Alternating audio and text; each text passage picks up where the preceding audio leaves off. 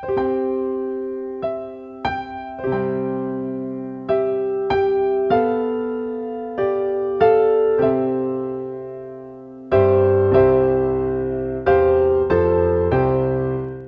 pagi pendengar setia Radio Cakrawala yang diberkati Tuhan. Salam jumpa pagi ini dalam kasih dan anugerah Tuhan bagi setiap kita yang percaya dan bersandar penuh kepadanya. Sahabat Cakrawala, sesaat lagi kita akan bersama-sama mendengarkan renungan Oasis Fajar yang akan disampaikan oleh Letnan Kristison Lago. Selamat mendengarkan, Tuhan Yesus memberkati.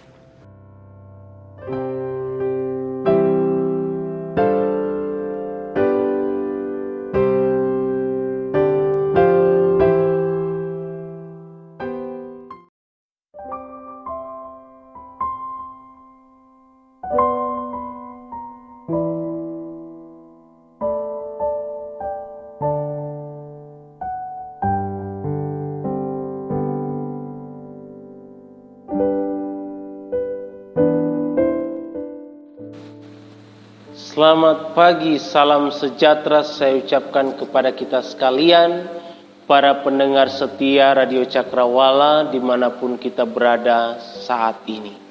Sebelum kita mendengarkan renungan Oasis Fajar di pagi ini, mari kita berdoa. Bapa kami yang ada di dalam kerajaan surga, Bapa yang kami puji dan muliakan di dalam nama Tuhan kami Yesus Kristus.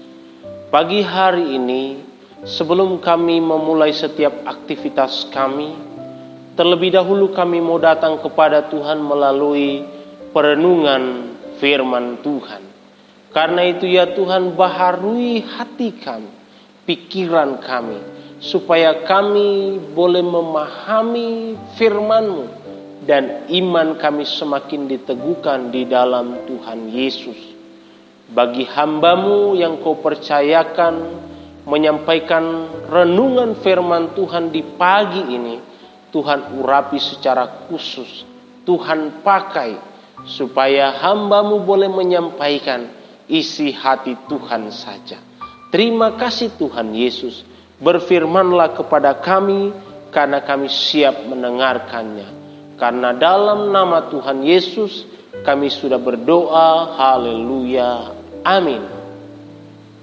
Sahabat pendengar yang diberkati oleh Tuhan Yesus Kristus, firman Tuhan yang kita renungkan pada pagi ini terambil dari kitab Kisah Para Rasul pasal 2 ayat 1 sampai ayat yang ke-47. Sekali lagi, kitab Kisah Para Rasul pasal 2 ayat 1 sampai ayat yang ke-47. Saya akan membacakan ayat yang ke-42 sampai 47 bagi kita sekalian. Firman Tuhan berkata demikian, ayat 42 sampai 47. Mereka bertekun dalam pengajaran rasul-rasul dan dalam persekutuan. Dan mereka selalu berkumpul untuk memecahkan roti dan berdoa. Maka ketakutanlah mereka semua, sedang rasul-rasul itu mengadakan banyak mujizat dan tanda. Dan semua orang yang telah menjadi percaya tetap bersatu, dan segala kepunyaan mereka adalah kepunyaan bersama, dan selalu ada dari mereka yang menjual harta miliknya, lalu membagi-bagikannya kepada semua orang sesuai dengan keperluannya masing-masing. Dengan bertekun dan dengan sehati, mereka berkumpul tiap-tiap hari dalam bait Allah. Mereka memecahkan roti di rumah masing-masing secara bergilir dan makan bersama-sama dengan gembira dan dengan tulus hati sambil memuji Allah. Dan mereka disukai semua orang, dan tiap-tiap hari Tuhan menambahkan jumlah mereka dengan orang yang diselamatkan. Berbahagialah kita yang membaca, merenungkan dan melakukan firman Tuhan dalam kehidupan kita sekalian.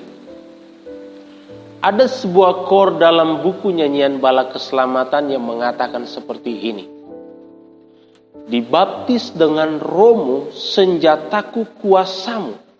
ku dapat menang dalam susah perang oleh kuasa-Mu selalu.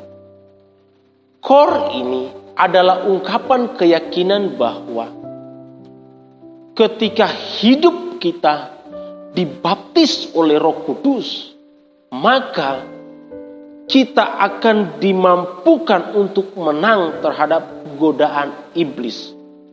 Muatan teologis yang terkandung dalam kor ini sangat tinggi, berbicara tentang perkara besar yang dikerjakan Allah melalui kehidupan orang yang sudah dibaptis oleh Roh Kudus.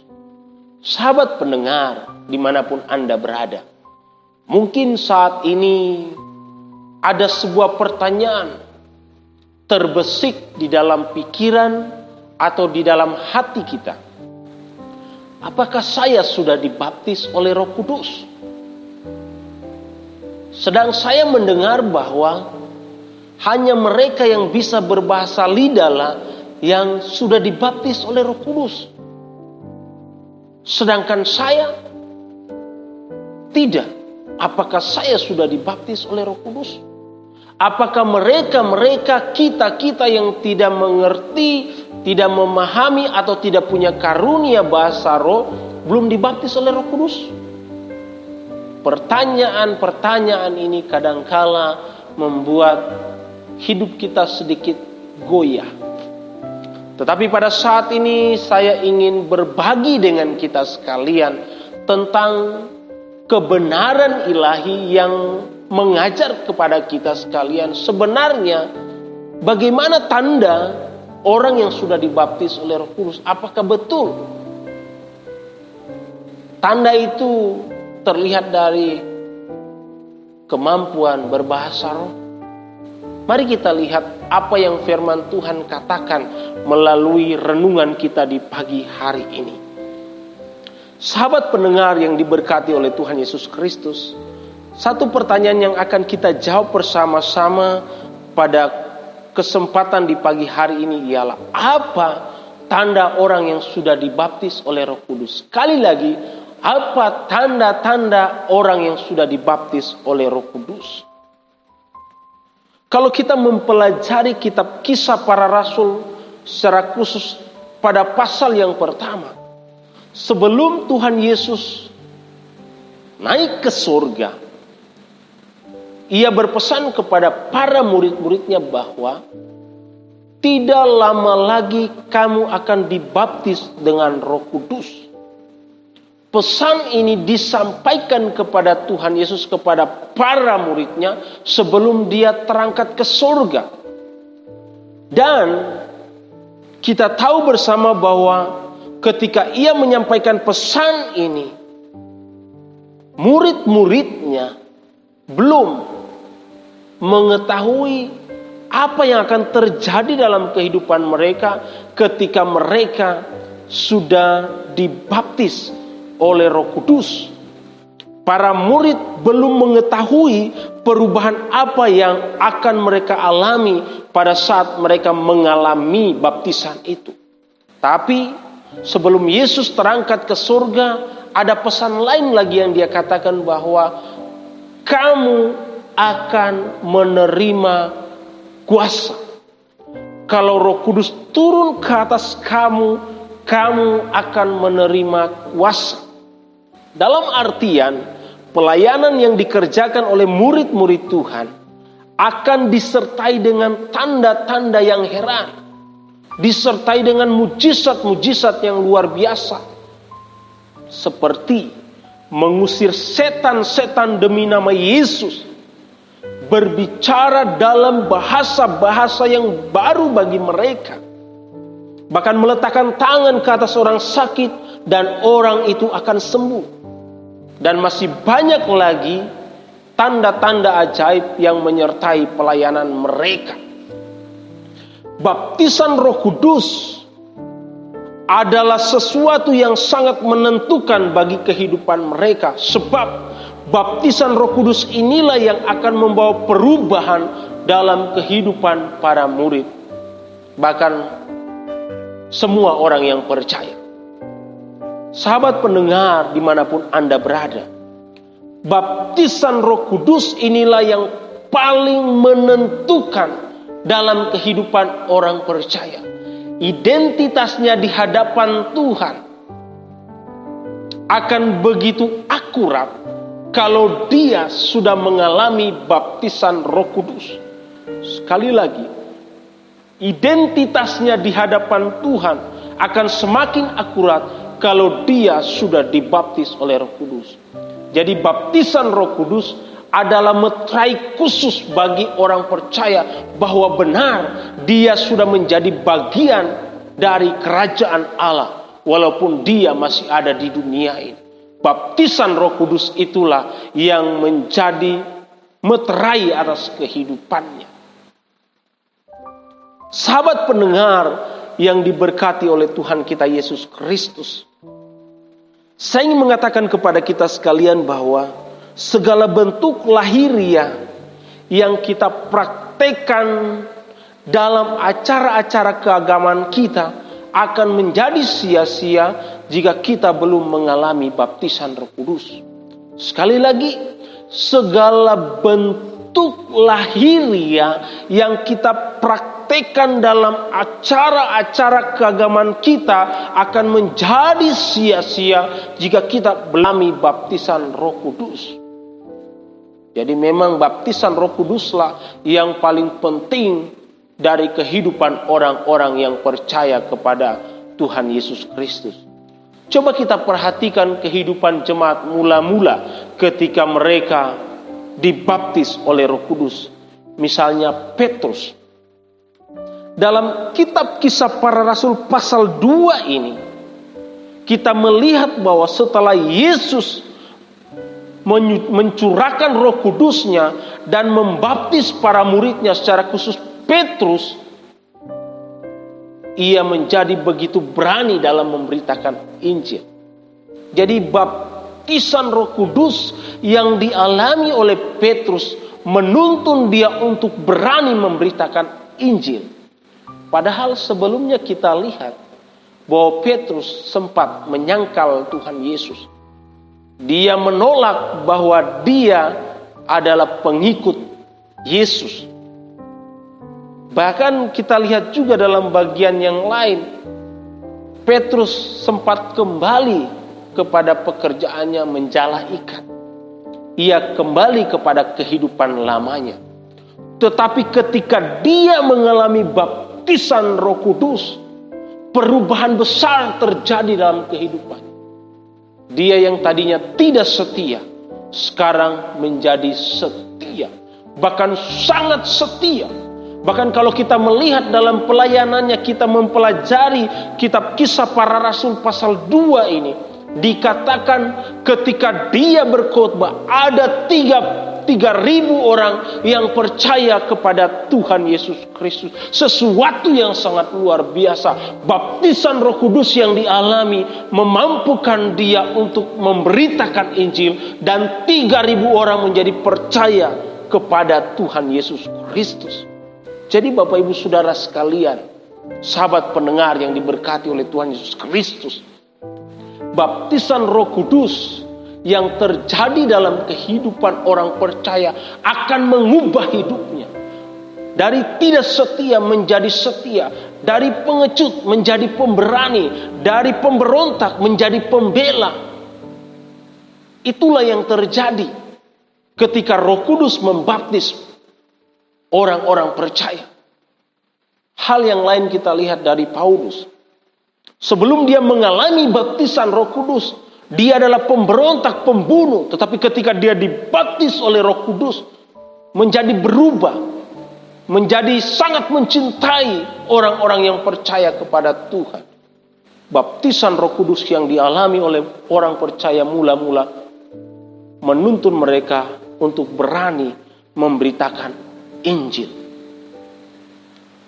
Sahabat pendengar yang diberkati oleh Tuhan Yesus Kristus, inilah hal pertama yang terlihat dari kehidupan orang yang sudah dibaptis oleh Roh Kudus. Dia terdorong untuk memberitakan Injil. Lihat kehidupan kita. Perhatikan kehidupan kita. Apakah kita terdorong untuk memberitakan Injil, memberitakan kabar baik, menegur hal-hal yang salah, menuntun kepada hal-hal yang benar? Lihat, kalau itu ada dalam diri kita, maka sesungguhnya baptisan Roh Kudus sudah kita alami. Karena kita melihat dari kehidupan para rasul tadi, ketika mereka mengalami baptisan Roh Kudus, dikatakan mereka menjadi berani memberitakan Injil. Pelayanan pertama yang dikerjakan oleh Petrus menghasilkan 3.000 jiwa. Kenapa? Karena baptisan Roh Kudus. Jadi hal pertama yang terlihat dari kehidupan orang yang sudah dibaptis oleh Roh Kudus ialah ia terdorong untuk memberitakan Injil. Hal kedua, sahabat pendengar sekalian, mari kita perhatikan dalam ayat yang ke-46. Dalam ayat yang ke-46 dikatakan begini: dengan bertekun dan dengan sehati mereka berkumpul tiap-tiap hari dalam bait Allah. Sekali lagi, dengan bertekun dan dengan sehati mereka berkumpul tiap-tiap hari dalam bait Allah. Ayat ini memberikan penekanan penting bagi kita sekalian bahwa baptisan Roh Kudus yang dialami oleh orang-orang percaya menggerakkan hasrat mereka untuk bertekun dalam ibadah-ibadah. Baptisan yang Roh Kudus yang mereka alami menuntun mereka sehingga mereka menjadi begitu mencintai persekutuan-persekutuan ibadah. Walaupun hari itu kita melihat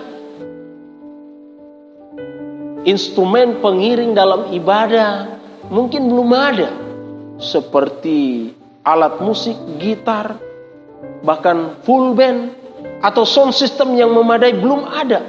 Tetapi hasrat mereka beribadah sangat tinggi.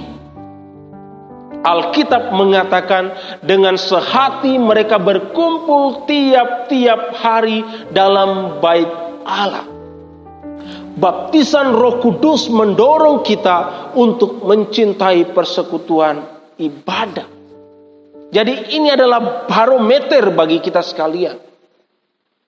Apakah di dalam hati kita sudah terselip kerinduan yang dalam untuk selalu hadir dan menikmati setiap ibadah yang ada? Baptisan Roh Kudus adalah satu keadaan di mana Roh Kudus akan tinggal di dalam hati kita secara permanen, dan peristiwa baptisan ini terjadi sekali dalam hidup kita, dan kita akan dimampukan untuk melakukan hal-hal rohani yang bermanfaat bagi diri kita dan sesama. Kita menjadi begitu mencintai persekutuan ibadah. Sahabat Cakrawala dimanapun Anda berada, hal inilah yang juga terlihat dari kehidupan orang yang sudah mengalami baptisan Roh Kudus. Dia terdorong untuk mencintai ibadah-ibadah yang ada. Lihat kehidupan kita. Apakah kita terdorong untuk mencintai ibadah? Ataukah ibadah hanyalah rutinitas, formalitas yang kita lakukan karena kita orang Kristen, tidak ada dorongan di dalam hati kita untuk betul-betul tulus dalam menyembah Tuhan di ibadah-ibadah tersebut? Lihat diri kita. Kalau memang Roh Kudus sudah tinggal dalam diri kita, maka kita akan ditolong olehnya untuk mencintai setiap persekutuan ibadah yang ada. Para murid dikatakan setiap hari mereka bersekutu. Karena persekutuan itu setiap hari juga jumlah mereka ditambah-tambahkan dengan orang percaya yang baru. Peristiwa baptisan Roh Kudus adalah peristiwa yang menggerakkan orang-orang sehingga banyak yang terpanggil untuk mengikut Tuhan Yesus. Jadi ini hal kedua yang terlihat dari orang yang sudah mengalami baptisan Roh Kudus. Dia terdorong untuk mencintai persekutuan ibadah. Selanjutnya saudaraku, sahabat pendengar sekalian, masih dalam ayat yang ke-46 bagian B.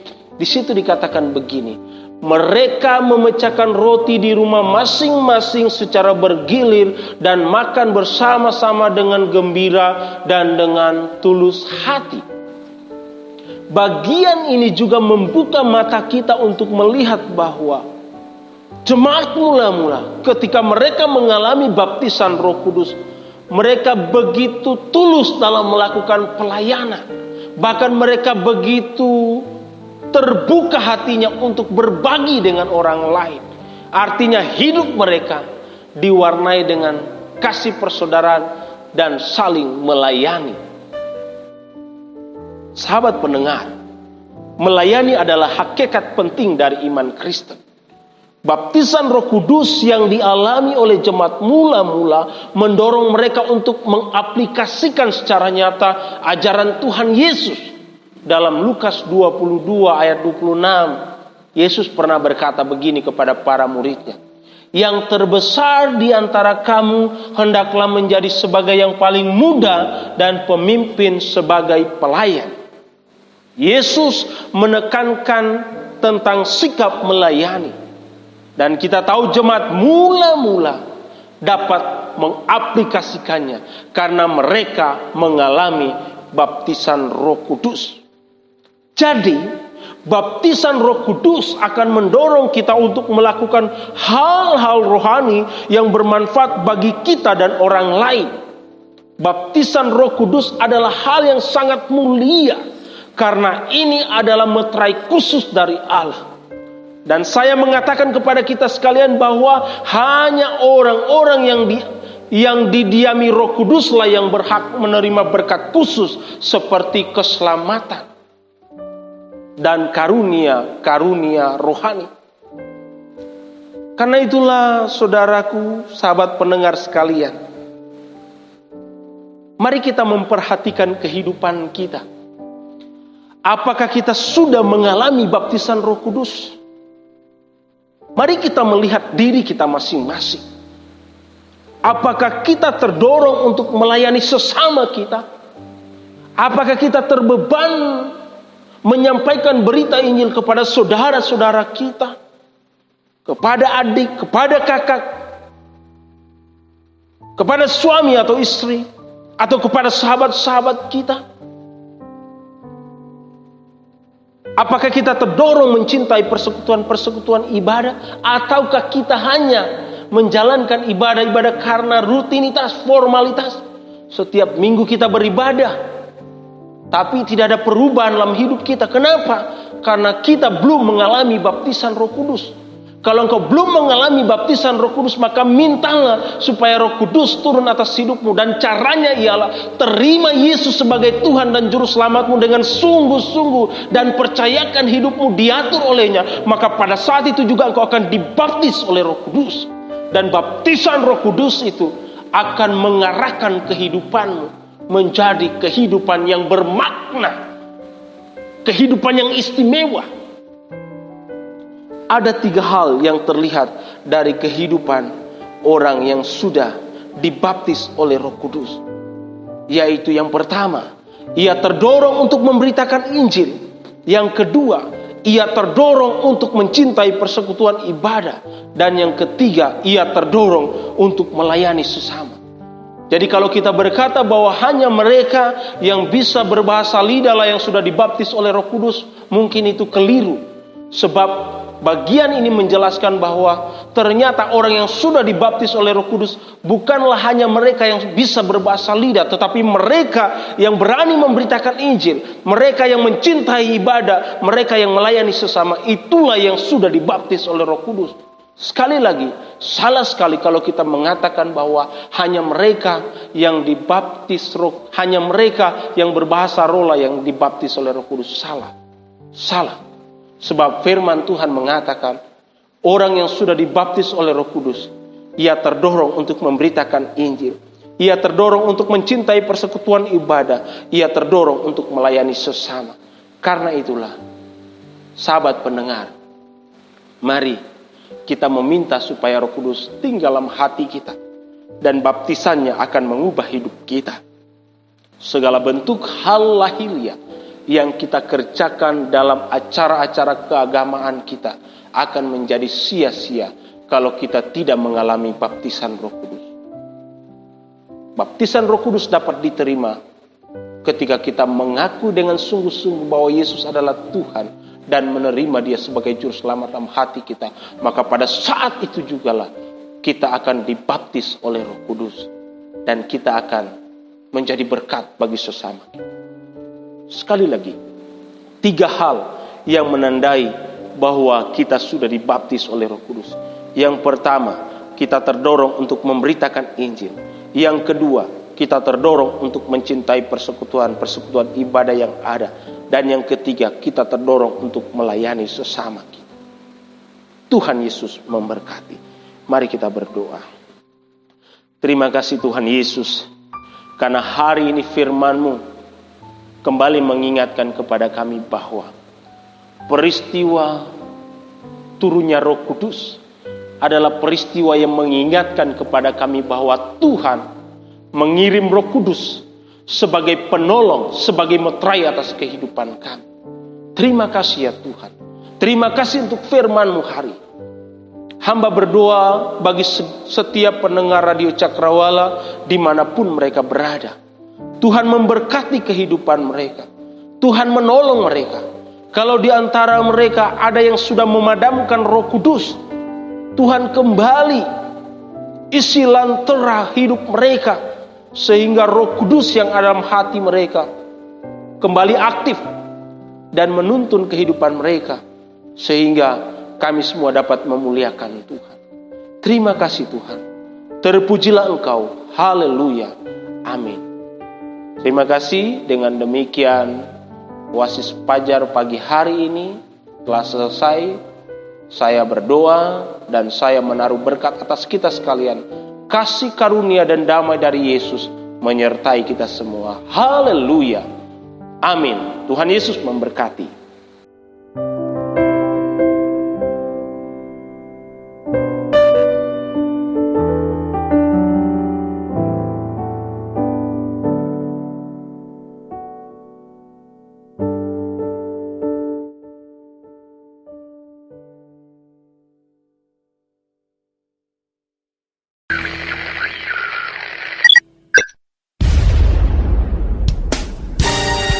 Pastikan Anda tetap bersama dengan kami di gelombang 89,2 FM, The New Cakrawala Radio.